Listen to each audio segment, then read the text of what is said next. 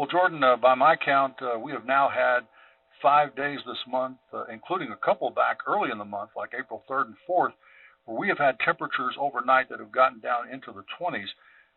Do you know if wheat has suffered any damage, or is it too early to tell that? For our most recent freeze that has occurred last night as well as the night before, it really is too early to assess damage. We can, at this point, speculate and talk about what farmers should be looking for, but it does take anywhere from 7 to 14 days to really see signs of injury. So what about the earlier freezes at the first of the month? Do you know if there was damage from those events? So fortunately, the freezes that did occur the first of the month, and we're talking about on April the 3rd and April the 4th, we were at an earlier stage of development. And so across much of the region, wheat was either still in a tillering stage or early joint stage. So at that point, the wheat was much more resilient. It was less susceptible to freeze injury. When we are in the tillering stage, wheat can really still withstand some very cold temperatures. And as we move into joint, we are usually looking at a temperature of less than 24 degrees for more than 2 hours. So even though we had dropped below 32 degrees, we really didn't drop below 24 degrees across much of the region for more than 2 hours, except for in the northern panhandle, northwest panhandle, north of Dalhart in that area. Of course, that is an area where we are at higher elevations, and so we usually do see much colder temperatures at those higher elevations. We're talking about greater than 4,000 to 4,500 feet. And what you just described is what occurred on the 3rd and 4th. That is correct. Okay, so then here in this most recent time, would we have been more vulnerable and would the conditions been more threatening? Well, definitely, because we've actually had several weeks of very warm weather, and we've also had some rainfall events that have occurred. And additionally, many producers have started running their sprinklers. They started top dressing, and they were really beginning to manage their wheat for optimum production. So some of the fields that did have some leaf burn from that earlier freeze on April the 3rd and 4th was really able to escape any injury to the growing point, which of course is where that developing head is, and producers were managing those fields for optimum production. So we have seen wheat in the northern panhandle move into later stages of jointing, and at that point the developing head has moved farther up the plant.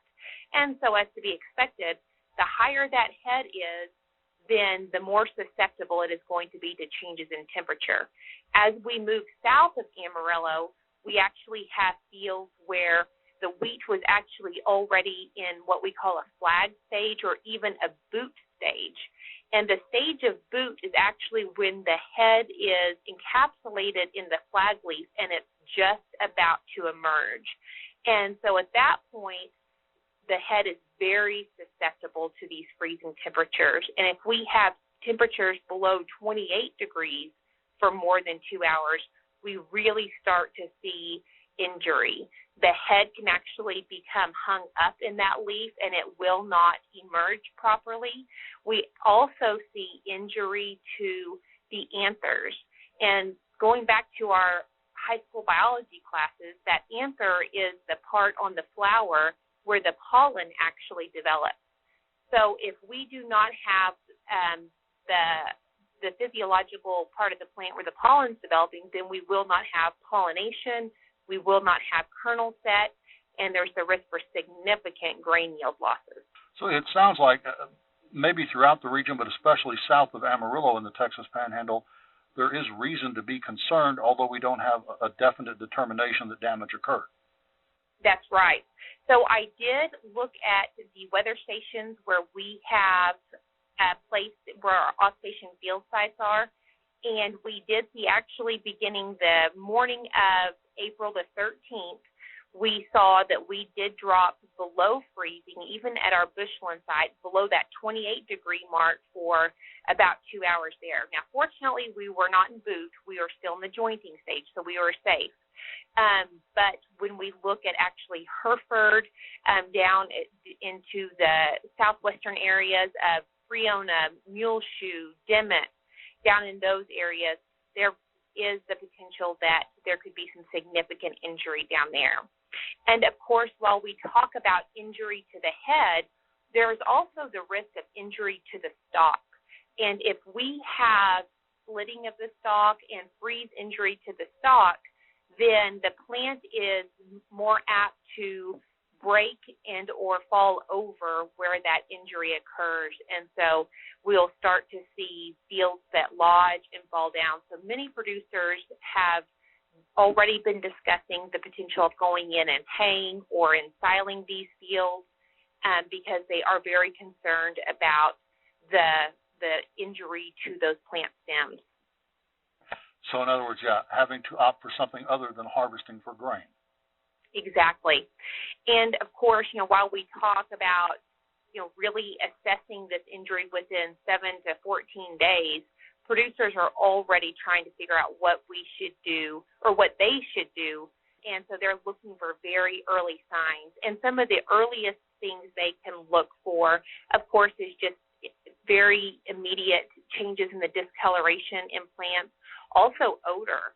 Within a few days, if there was severe freeze injury, the fields will actually start to smell like wet forage or wet biomass that starts to rot, and that's actually pretty quick. So I do know that producers are already planning to get out and start to look and start to feel those plants and really assess how bad the freeze injury might have been. Does the snow help at all in terms of protection? Well, definitely. And so that is, a blessing to the fact that we did have some snowfall on the 13th and 14th. The snow will act like a blanket. Now, of course, when we talk about the snowfall and it being a blanket and actually helping with hold in some of the temperatures in the lower part of the canopy, and, of course, our soil temperatures have still been warm because we've had warm conditions over the past couple of weeks. So that snow actually did help insulate those plants. But the greatest benefit we would see from the snowfall would actually be in the earlier growth stages. So plants that were probably in early joint, not the plants that had already moved into boot, just because the head was higher in the plant and really wasn't protected by that snowfall. Now, one positive note is the wind. And the wind that we have seen over the past couple of nights will actually help with mixing. And so at night we do have temperature from the soil that actually starts to rise and help keep the temperature within that plant canopy higher than the air temperature above the canopy. And so having those winds come through will actually help with mixing and help keep that temperature a little warmer in the canopy. And, of course, the density of the canopy can affect the amount of injury, also the topography on the field. Often when we see freeze injury, the whole field is not uniformly damaged. We might see greater injury in low-lying areas and less injury in higher areas. And, of course, it doesn't take a great difference in elevation to see that. We can be talking about, difference in a foot or two across the field where that can really affect the level of injury. And, of course, we always have farmers who say wheat has 9 lives. And that really is true because wheat does have tillers and we see those heads develop at different rates throughout the spring. We might have injury to some earlier heads, but fortunately those later tillers are at an earlier stage, so we will have the ability to compensate for any injury that we have seen over the past several days later in the season, hopefully. Yeah, we'll certainly hope for that. So let me ask then, we got some moisture out of this. I know a lot of times whenever you translate snow into the rainfall equivalent, it doesn't amount to much, but was this a helpful moisture event at all? I would say so, yes. Of course, any moisture we receive in this region is a good thing. we are definitely seeing dryland fields start to dry out.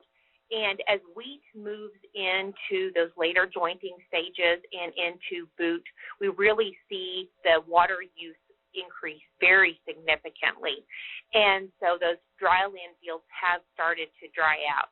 So the snowfall was actually a good wet snow, and so that moisture will definitely be very beneficial to the wheat crop.